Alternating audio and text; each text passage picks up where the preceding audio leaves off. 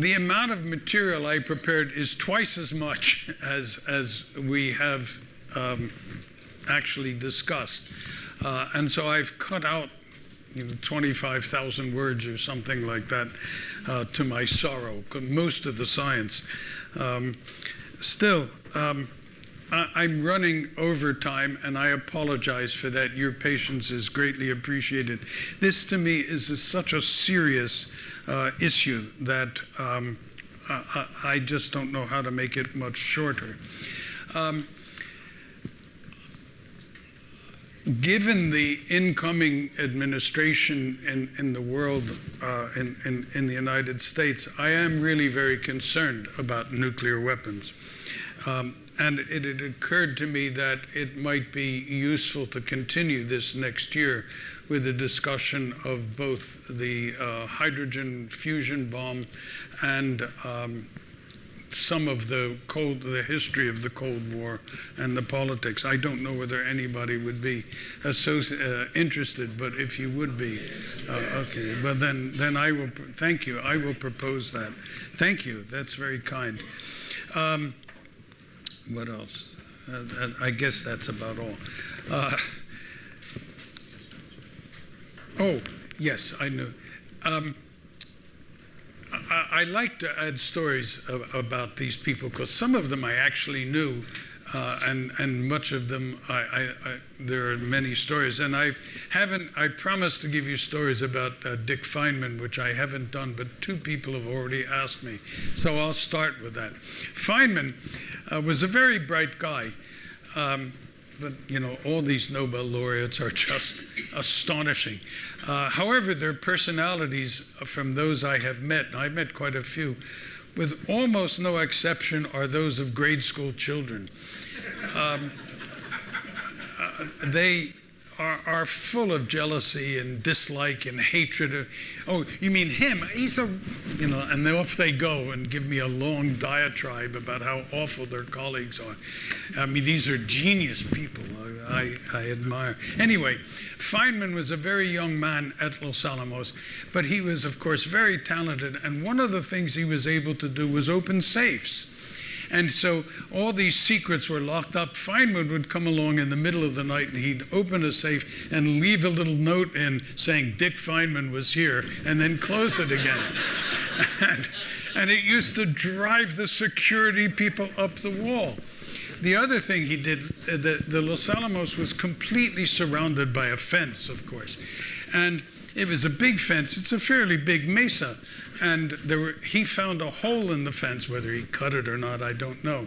And when you went in, you had to go in through guard gate, and there were guys with guns. He would drive a Jeep out through the hole, not signing out. Then he'd come back in, and he'd sign in and check in. And he had about 20 entries with no exits. He used to just made them.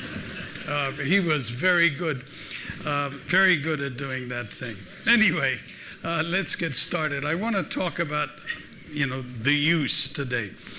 To make explosives that were necessary for the implosion of the plutonium bomb, carefully machined lens molds had to be made, and they needed very good machinists because the tolerances were very tight.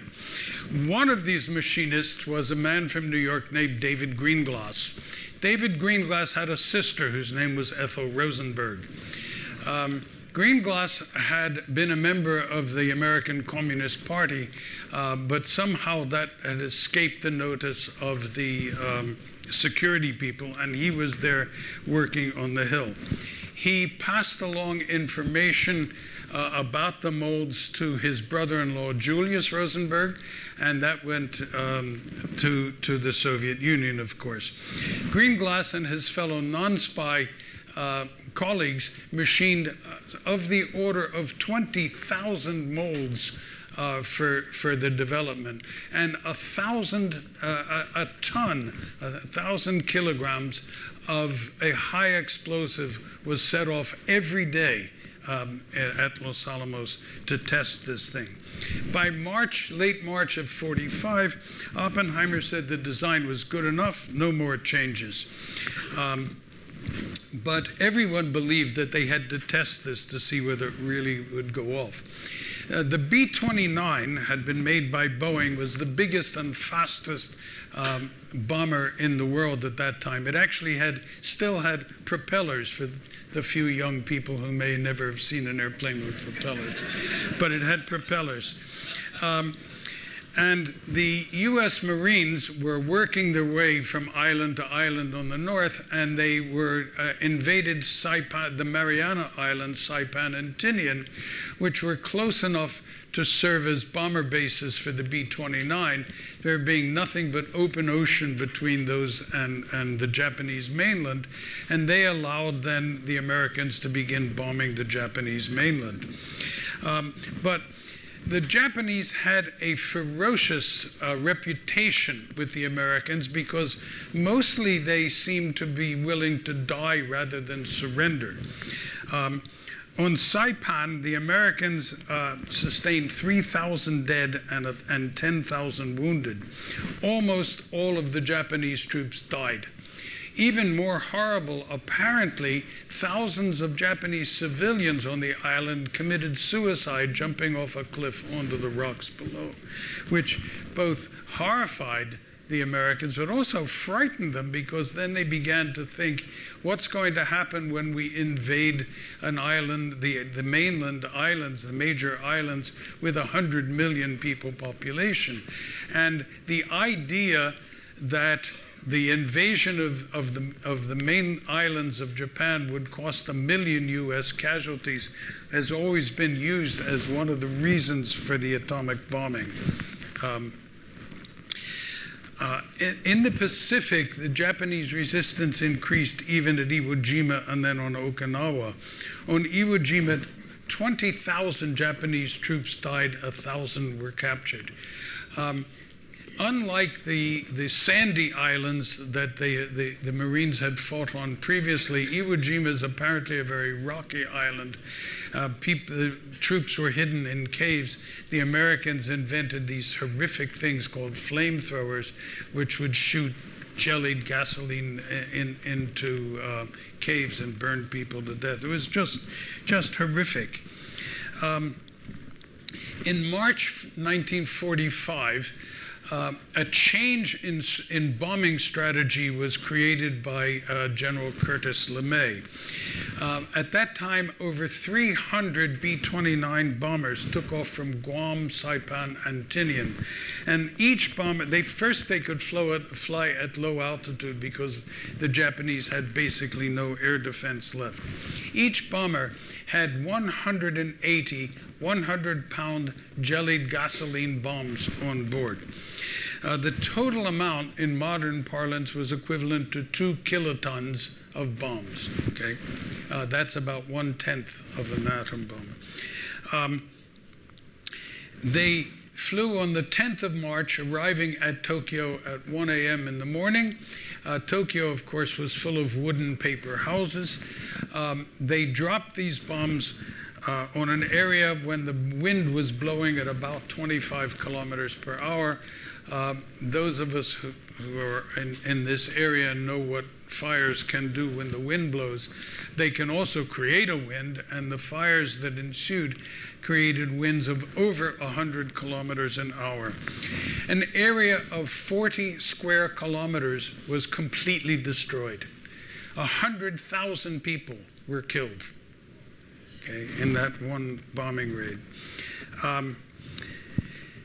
The U.S. continued this in the next 3 major Japanese cities, Osaka, Kobe, and Nagoya, where over 150,000 people killed. These were generally civilians. They were not military areas. The slaughter of civilians had become a commonplace item. Even LeMay, who approved of this, actually not only did it, but approved it, thought was okay, said that had the U.S. lost the war, he would be tried as a war criminal. So he knew very well what was going on. Meanwhile, at Oak Ridge, the enrichment of uranium-235 was proceeding apace. Gaseous diffusion was used to create a product which was then put into calutrons and enriched even further. The enrichment was up to about 80%. Remember, normal ore has 0.7% of U-235. They enriched up to about 80%. Today, 90% is considered bomb-grade HEU, highly enriched uranium. Although the actual enrichment that the U.S. achieves today is classified, I was once told by somebody who works in this area that the percentage of U-238 left in the enriched fuel is less than the percentage of 235 in raw ore. That is, the 235 is greater than 99.3%. He wouldn't tell me what the real number was, but he was able to tell me that at least. In reactor fuel is ever so slightly enriched. It's about 2.5%, far too little to sustain a chain reaction. The U.S. began some serious intelligence gathering in Europe in late 1943. 1944. Mostly this was due to Grove's obsession with security, because if a spy was to try to look for information about German success or progress, they would have to know something about radioactivity and about isotopes, and then if they were captured and tortured, they would release information that he did not want released. But eventually, somebody with some knowledge called this intelligence gathering operation Alsos, which is a Greek word meaning grove.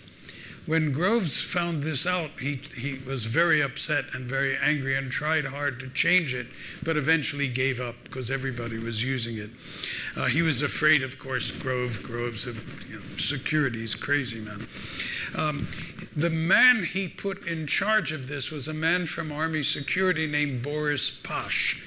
Boris Pash was born Boris Paskovsky of Russian parents, but in San Francisco, where he was born. And he had been the man in the 30s to investigate Oppenheimer, and his conclusion was that Oppenheimer was definitely a Russian spy. Groves overrode that conclusion and appointed Oppenheimer anyway. But Pash was a very dogged man, even though he wasn't always very accurate. He was in France following the invasion, and entered Paris with the first American troops who followed the French because Roosevelt allowed de Gaulle and the French army to liberate the city. And then he went on to Strasbourg, again following the French, and he had with him his chief scientific advisor, Samuel Goldschmidt. I mentioned Goldschmidt earlier. He was at the University of Michigan, where he helped Fermi learn English.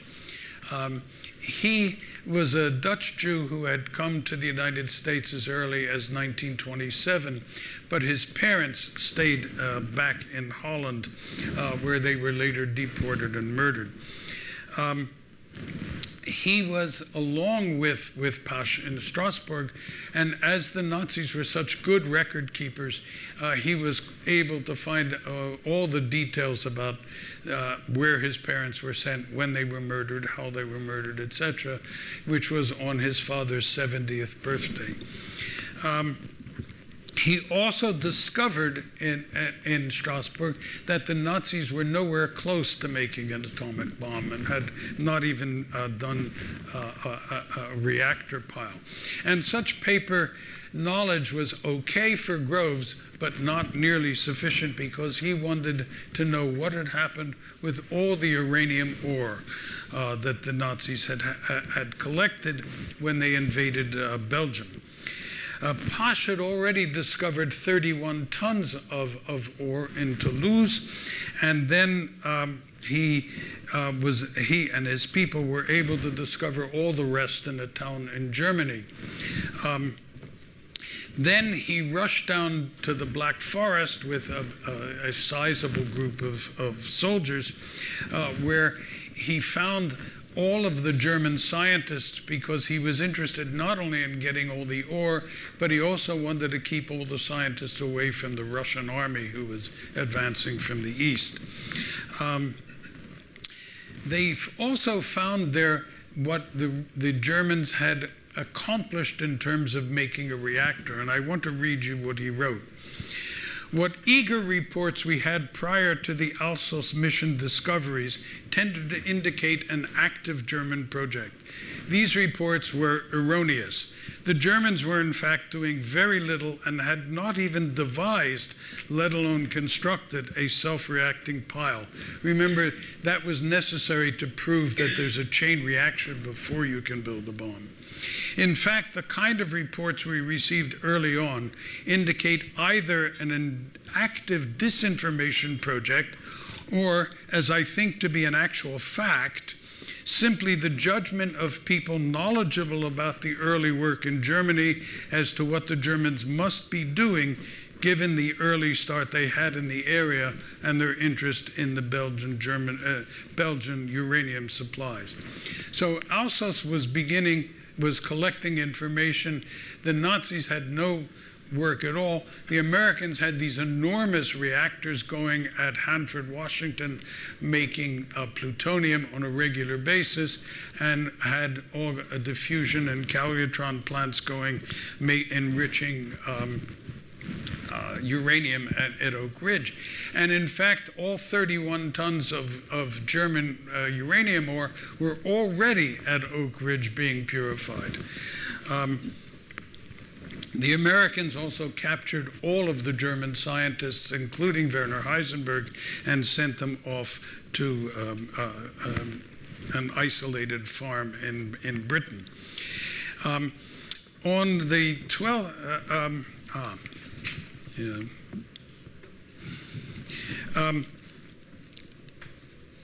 at Los Alamos, Otto Frisch was the head of the Critical Assemblies Division at Los Alamos, and it was their job to determine what a critical mass of uranium really was. And that's a pretty dangerous job, because what it meant was putting pieces of uranium-235 together, seeing how it reacted, and not blowing up the entire area and killing everybody on it. Dick Feynman called this tickling the tail of the dragon. And although there was a scary time when Frisch himself put too much together, and he got about something like a week's or a month's radiation dose in a few seconds, but it didn't kill him. Frisch's result was that more than one critical mass would be necessary. On the 12th of April in 1945, Frisch completed his studies of the critical mass assembly. George Kistiakowsky reported that the calculation, he had finished, of course, the design of the implosion method, and the calculations of what people had said agreed with what they had measured, and so that was ready to go as well as it was. This was the 12th of April, 1945. On that very day, Franklin Roosevelt suffered a massive stroke and died. And I remember that day very well, because I was listening to my favorite cowboy program on the radio, and to my intense annoyance, it was interrupted by an announcement that the president had died, and I was quite angry with him for dying during Tom Mix. Truman, who had become vice president in 1944, was now sworn in as president, and Bush and Conan thought it a propitious time to approach Stimson, and through him the president, about some version of Bohr's vision of the future. Bohr's ideas about the control of the bomb were floating around Washington, but there was great fear of Stalin, and a lot of information was given to Truman about what the intelligence agencies knew. Unlike the incoming person in Washington today, Truman did not consider himself intelligent enough that he did not need intelligence.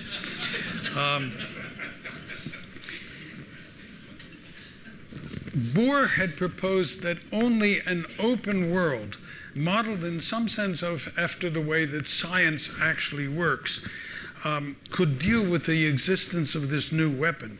Vannevar Bush had changed this idea to a proposal for an international pool of science research. And then he passed that idea along, as I said, to Stimson. Stimson thought it inadvisable to do anything until they got Russian agreement for political liberalization in Russia in exchange for the knowledge. But that kind of liberalization is the outcome of open communication, and so he had it exactly backward. And what was happening, of course, by politics was a watering down of, continual watering down of Bohr's original idea. But a long memo was presented by Stimson and Groves to Truman, telling him about the progress on the bomb and what was happening, because he had no idea before this. And they also proposed a special select committee to be informed, to be created to advise both the executive and the legislature branches of government about what this new science pretended for humanity. It was clear that, I mean, this is now April 45, the war was over, VE Day was in May. It was clear the war was over in Europe and well before there would be a bomb available. But not so, of course, in the Pacific, and most people thought that the entry of the Soviet Union to the war could hasten the end of the war. That idea changed rapidly,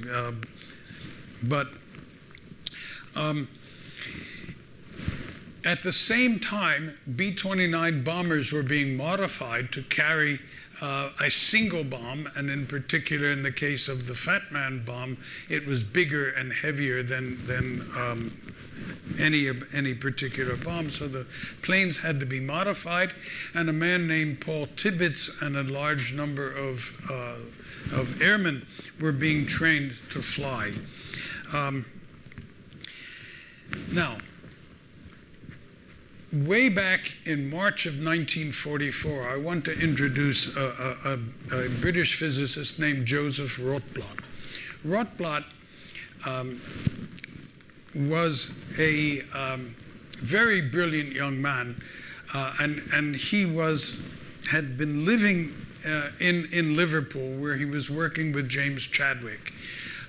He was born in Poland, but had come to England to work and study. He came to Los Alamos along with the British team. And he was living, because his room wasn't ready in the bachelor quarters, he was living in Chadwick's house. Chadwick was the head of the British team and as such in contact with Oppenheimer and Groves and so forth. And Groves liked Chadwick and used to come and talk to him. And so Rotblat got to listen in to these conversations. And but while he was still in England, he had gone back to Poland, to Warsaw, in August of, late August of 39, to get his wife and bring her back. She was ill with appendicitis, and so he had to go back to England and said, well, you'll be better in a week or two, then you come. This was late August, of course. On the 1st of September, the Nazis invaded Poland. She was trapped in Warsaw and murdered, and he never saw her again, and of course never remarried. But here Rotblat is now Rotblat in Los Alamos is sitting in Chadwick's house. Groves comes to visit, and he hears Groves say, of course, the real purpose in making the bomb was to subdue the Soviets. And that shocked the hell out of Rothblatt, not surprisingly, because at this time, now we're talking March 44, there was no second front in Europe. The Soviets were doing all the fighting and dying and driving the Germans out of Russia. The Americans and the Brits were slowly moving up what Churchill laughingly called the soft underbelly of Europe in the Italian peninsula. And although Rothblatt, of course, had no love for the Soviets because they had invaded Poland, and the Poles have a long history of disliking the Russians, still he was deeply shocked.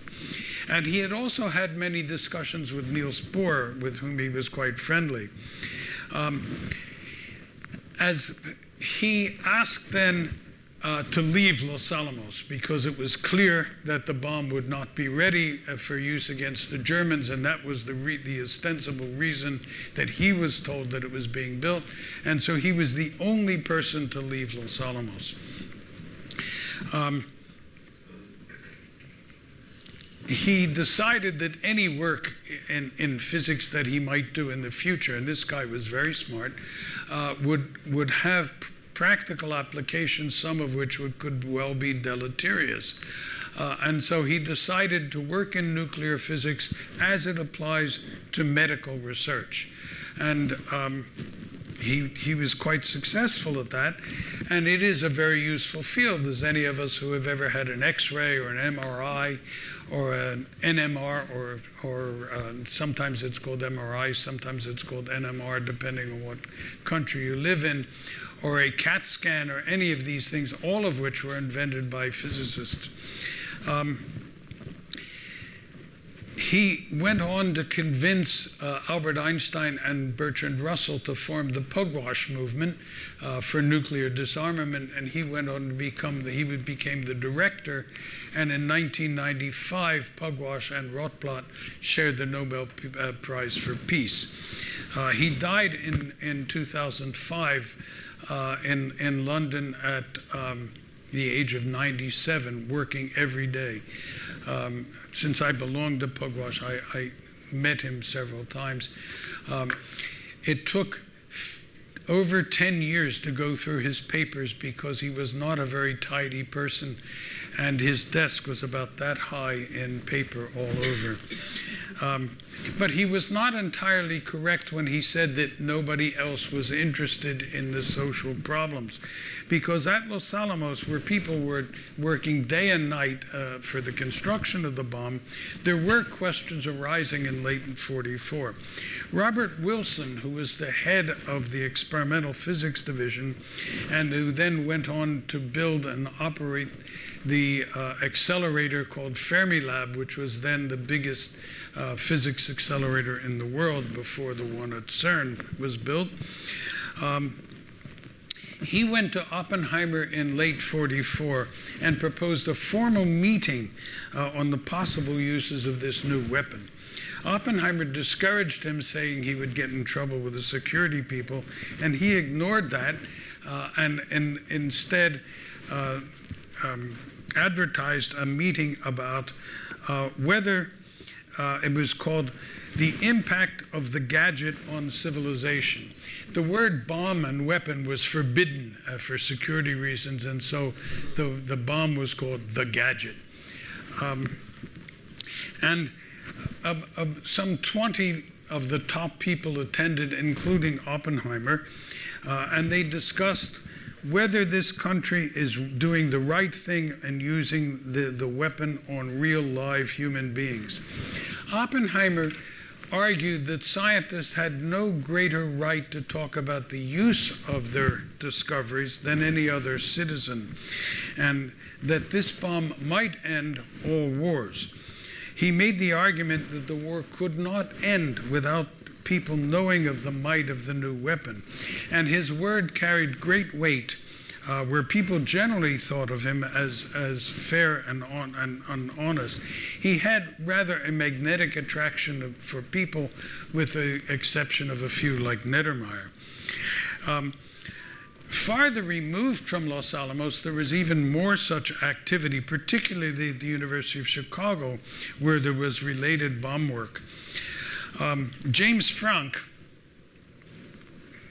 James Franck, was a Nobel laureate in 1925, but again, as a Jewish physicist, had to leave Germany, and it was one of the Nobel medals that was dissolved in acid in Copenhagen and saved throughout the war.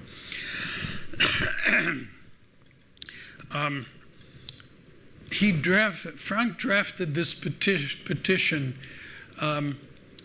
for effective international control and presented it to what was called the scientific panel of the interim committee that had been formed to consider the bomb's use. This committee, which originally had nothing but administrators and politicians on it, but both Bush and Conant thought that we should have a few scientists. So Arthur Compton, Ernest Lawrence, Robert Oppenheimer, and Enrico Fermi were added. The petition was signed by Franck, of course, Leo Szilard, and a lot of other fairly distinguished people.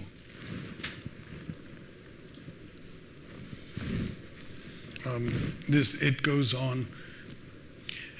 No limit to the destructive force, and that is true, which will become available. The first steps in this direction.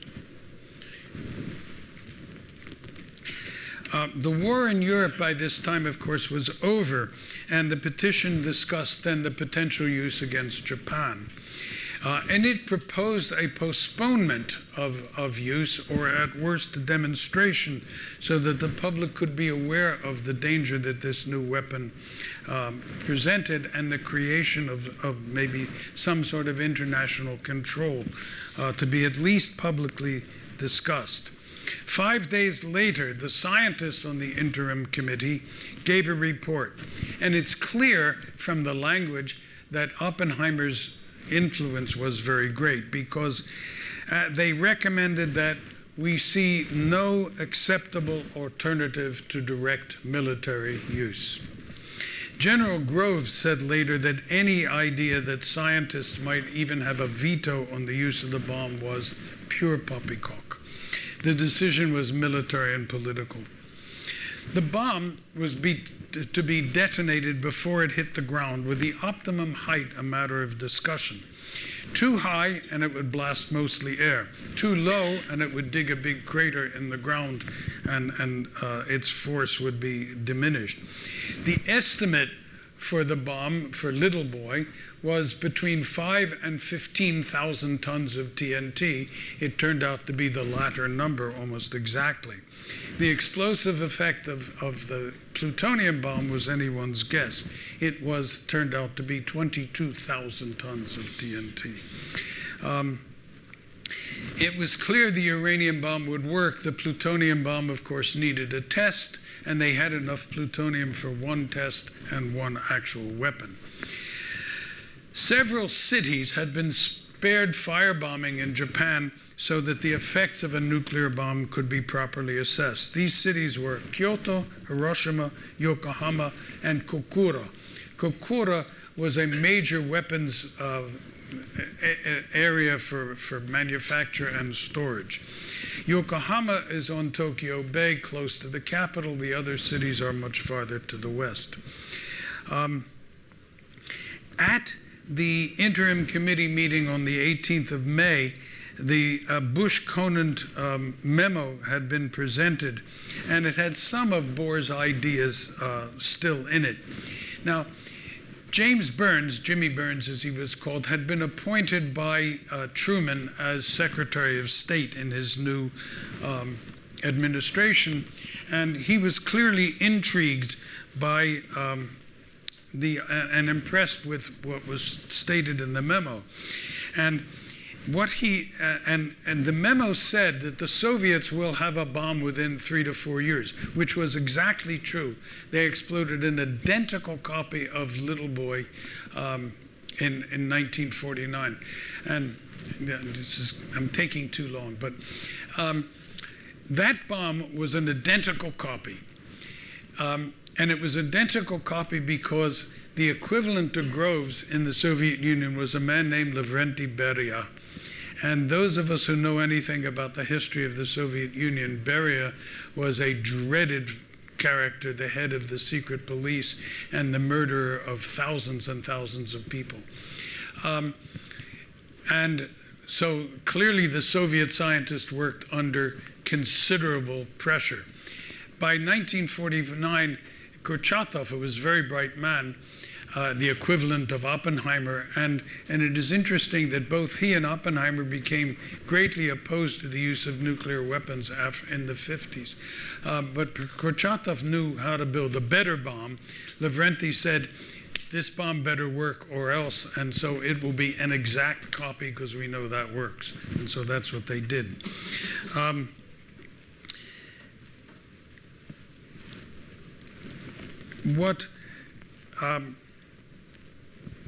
Burns was convinced that the decision about what to do depended on how long it would take the Soviets to build the bomb, because he was a very political person. Well, the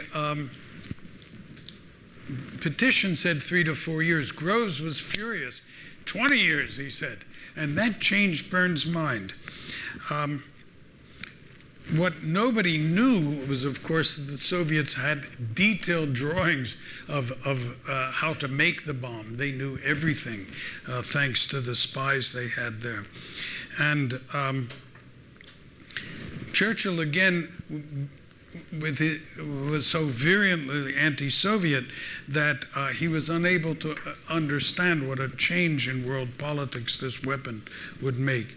Leo Szilard was becoming ever more desperate, and in April of 45, he prepared a memo for Franklin Roosevelt, who was still president, and he got Einstein to sign it. He wasn't allowed to show the letter to Einstein because Einstein was outside the military, but Einstein agreed to sign it. He took it to Eleanor Roosevelt.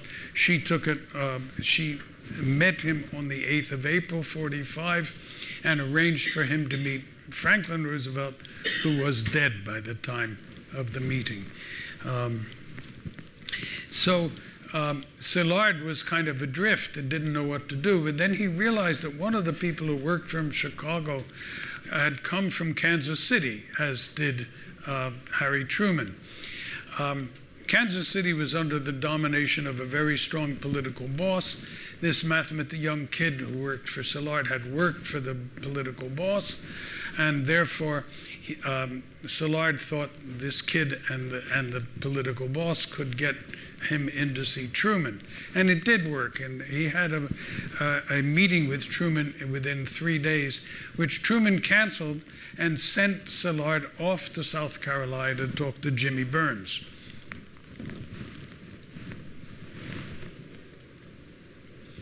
And this is his petition.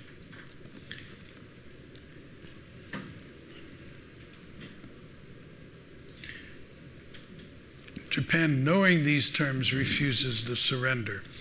And it went on to say, whoops, I thought it went on to say, no, anyway.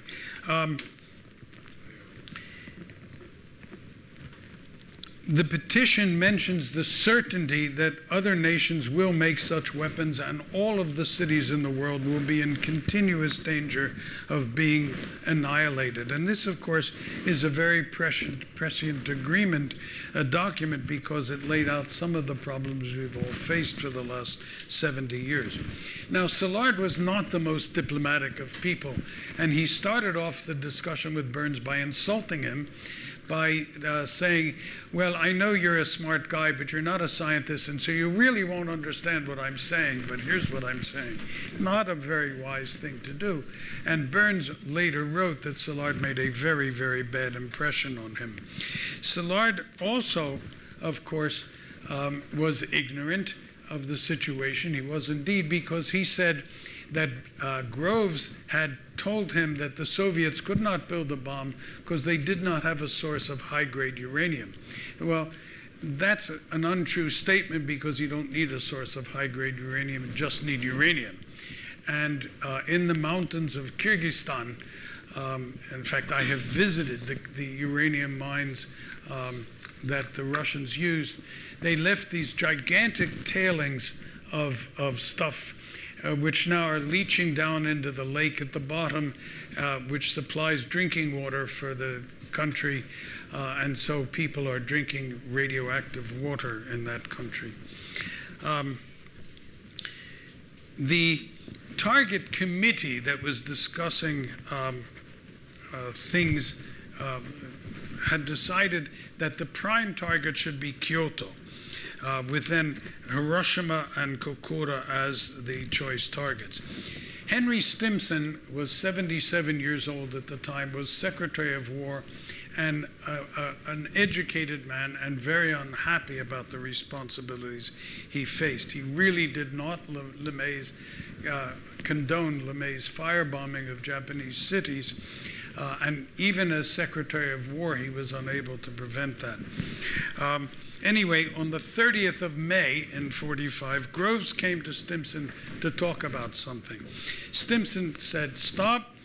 I want to know what the results of the target committee are." Groves said, I'll take that information to General Marshall, whose office is around the corner, tomorrow. Stimson said, "I'm the boss. I want to see it, and I want to see it now." And so Groves was not pleased, but he went back, of course, and he got it.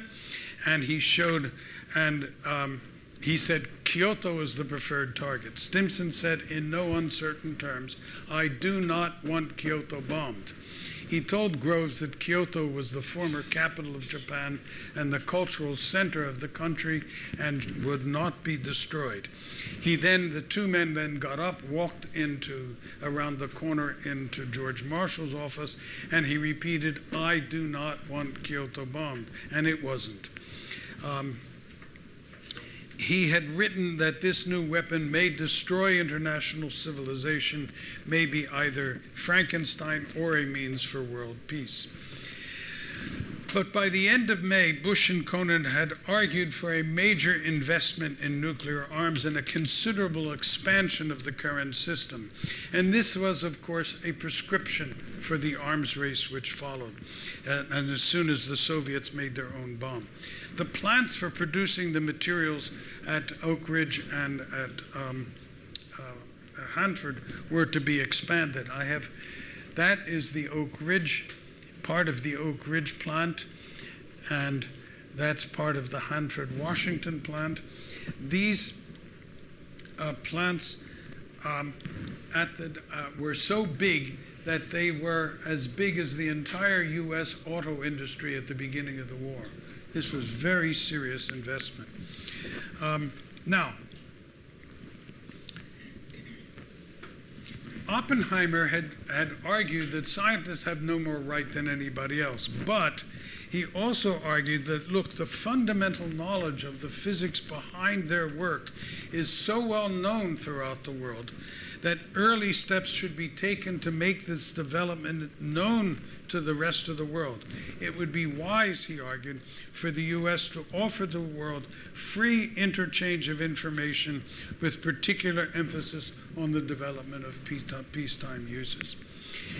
At Los Alamos, there was a man who had come with a British delegation named Klaus Fuchs. Fuchs was a very, very intelligent and dedicated scientist. He had originally been stationed at Oak Ridge, where he learned a lot about both diffusion and calutrons, and then he was transferred to the theory division at Los Alamos, again because Edward Teller refused to work on that. The theory division was busy designing the implosion device for the plutonium bomb. He took several trips from the lab, during which he met Soviet agents and passed information, detailed information, including drawings and specifications to the Soviets. He was undetected. He returned to Britain in 1946 and became associate director of Harwell, the laboratory which designed the British bombs. And he informed the Soviets there also about British progress. In 1950, with virtually no evidence against him, he made a full confession to the police because he was becoming disenchanted, if you will, with the Soviet regime. He was, of course, arrested, stripped of British citizenship, and sentenced to 15 years in prison. He served 9 and then was released, went directly to East Germany, where he worked on nuclear fission in East Germany, and then died in 1979. He named an American contact, Harry Gold. Gold was also the contact for Julius Rosenberg. Rosenberg, of course, was married to Ethel Rosenberg, and Ethel's brother was David Greenglass. Greenglass was arrested in June of 1950, and he immediately implicated his brother-in-law Julius. He denied that his sister Ethel had anything to do with the situation. But just before their trial in early 1951, he changed his testimony and said that Ethel had typed up the notes he passed along, and thereby implicating her, of course, as well. Greenglass was convicted and sentenced to 15 years. Ethel and Julius were sentenced to death and duly executed. Greenglass was released in 1960 after serving 9 years, and he lived in New York with his wife Ruth under an assumed name. In the 90s, in his 70s, he recanted much of his testimony and stated that his sister had done nothing and that his wife had retyped the notes, but that he had implicated his sister to save his wife, who had been indicted but not convicted. Who knows what the truth really is. But it, of course, is due to Fuchs and Greenglass that Stalin knew more and earlier about the bomb than did Harry Truman. Fission weapons are limited in explosive force because the chain reaction causes heat and pressure so much that the bomb expands before all the uranium in it has time to fission. Much of the material never really participates. The bomb which destroyed Hiroshima was 2% efficient, which means that 98% of the U-235 in that bomb never fissioned. 2% of it fissioned. Okay, but the bomb had several critical masses in it, and it was that big, the size of a football. 2% of that is the amount that fissioned. That's how big. That killed 70,000 people. It weighed 900 grams. Because uranium is dense. Okay. Given that much uranium, you and I could blow up Cape Town. Okay. It's shocking to me. Absolutely shocking. Now, Kenneth Bainbridge from Harvard was put in charge of the test effort for the plutonium bomb. He had a staff of more than 250 technical people and an untold number of military and construction workers. After surveying many sites, the site they decided on was a desert site in New Mexico called the Jornada del Muerte, or the Trail of Death. And it was the name was picked for 2 reasons: because it was a desolated and very dry area, and also because Indian and Spanish settlers had been pushed out by Americans a century before, and they had had to travail through that area, many of them dying because there is no water. Ground Zero, a steel tower about 30 meters high, was built and built upon a 6-meter deep concrete base to make it very, very strong. Reinforced observation stations were set up 6 miles and 10 miles away.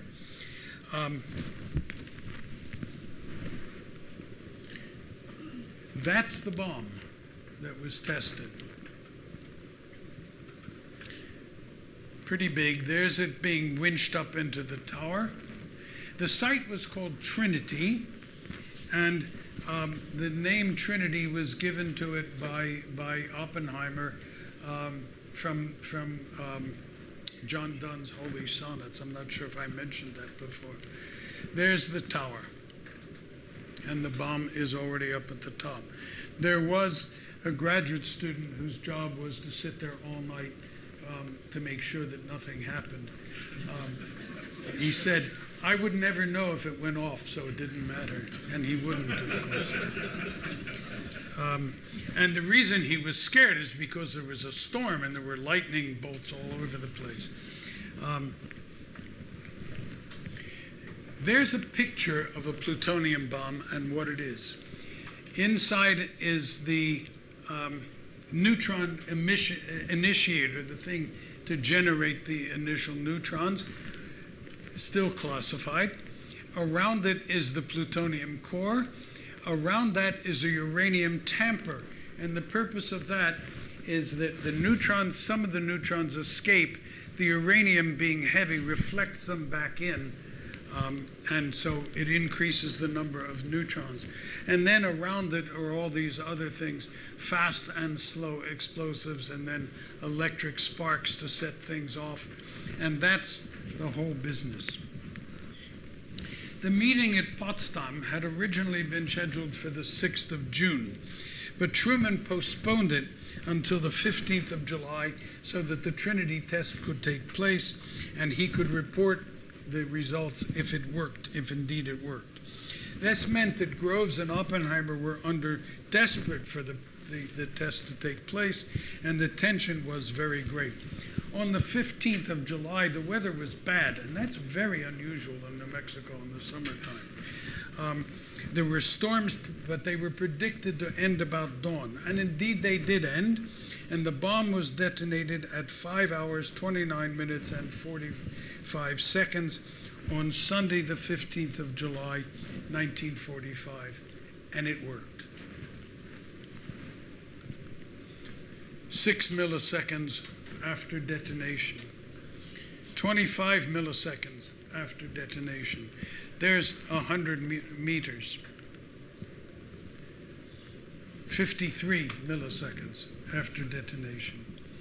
The reactions of people at Trinity were mixed, mostly shock, happy that it worked, awed by what they had unleashed, and frightened. Fermi, who is a master of simple things, had a handful of paper scraps, and when the blast wave reached him 6 miles away, he let them go and measured how far they flew and said, minimum 10 kilotons. I mean, he was a really smart guy. There are recorded reactions both from Oppenheimer and Bainbridge. Oppenheimer being this famous words from the Bhagavad Gita, Kenneth Bainbridge being more realistic. Now, whether Oppenheimer really said this or not is of some debate, because he had a brother, Frank, who is also a physicist, and Frank said, all he said at the time was, it worked. And these words were written down in 1948, but I don't know what the reality is. Oppenheimer and Groves visited the site somewhat later, and that's the tower.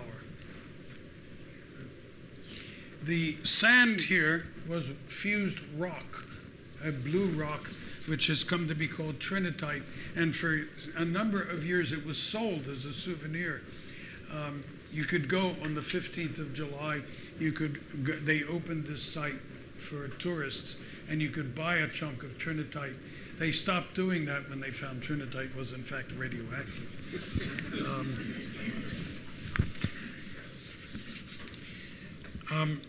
4 hours after the bomb, the heavy cruiser Indianapolis sailed from San Francisco to Tinian, and it had on it the shell and the bullet of Little Boy on board. Tinian at that time had the largest airport in the world, 6 runways, 3,000 meters long. American intelligence had picked up some information messages between Tokyo and Moscow from the Japanese ambassador to attempt to get the Soviets to mediate a surrender. But the Americans, and this is a consequence of what had happened in the First World War, and an unhappy one, the Americans demanded that both the Germans and the Japanese unconditionally surrender. At Versailles in 1919, the Germans had been forced to surrender, but not unconditionally. And what happened in the next 20 years, which the US and particularly the UK were very sensitive to, was blamed on the fact that the surrender was not unconditional. And so both the German and the Japanese had to surrender unconditionally. Anyway, again, Truman was now under pressure to finish the war before the Soviets got involved, because they didn't want, everybody was worried about Stalin. Stimson was at Potsdam and got the following telegram. Operated on this morning, that it worked. Results seem satisfactory, exceeded expectations. Local press release necessary. And what this meant was they could see this thing hundreds of miles away. It was dark, and suddenly it was dawn, and then it got dark again. So people noticed, hundreds of miles away. Dr. Groves is pleased. Yes, Groves was very pleased. At Potsdam, of course, Truman then told Stalin that we had the weapon and tested it. Stalin was nonplussed, to say the least. He certainly knew about the bomb. He probably even knew about the Trinity test, because Fuchs was there. On the 18th of July, Groves drafted a directive to release the bomb for military use, and he sent it for approval to Marshall and Stimson. On the 26th of July, the Indianapolis reached the Tinian, and cargo planes left New Mexico carrying the uranium pieces for the bomb and the plutonium core for Fat Man. Now, one of the things that contributed to the fate of the bombing was this cruiser Indianapolis, because she delivered the material and then sailed off to Guam, and then was on its way to the Philippines for training before returning to Okinawa to participate in the invasion of Japan. The Japanese surface fleet and Air Force had been completely destroyed, and so ships were able to sail without escort. The Indianapolis, however, was an old ship and didn't even have sonar for the detection of submarines, and a Japanese submarine fired 6 torpedoes, all of which hit. And on the 29th of July at night, the ship exploded and went quickly down. There were 1,200 men on board. 850 escaped into the water, the rest drowned. Somehow, nobody noticed its disappearance for 4 days, and it wasn't until a surveillance plane on the 2nd of August noticed that there were people floating in the water. Of the 850 crew who had made it into the water, 318 men were still alive, the rest dying of exposure, and many eaten by sharks. In his 6-volume history of the Second World War, Churchill wrote the following: "The overwhelming power, at the cost of a few explosions, seemed, after all our toils and perils, a miracle of deliverance." Well, it sure didn't seem a miracle of deliverance to the people of Hiroshima or Nagasaki. The bomb was used not because the Japanese would not surrender, but because the Japanese would not surrender unconditionally. On Tinian, the little boy was ready on the 31st of July, and the bomb lacked only the cordite charge which would explode the bullet. For safety reasons, that would only be inserted once the plane was in the air, because they didn't want it blowing up on the ground. The crew, Tebbett's crew, had practiced flying to Hiroshima, had dropped a fake bomb, had made the turn they had to make, special turn to escape the blast, and had flown back. 7 planes were due to fly.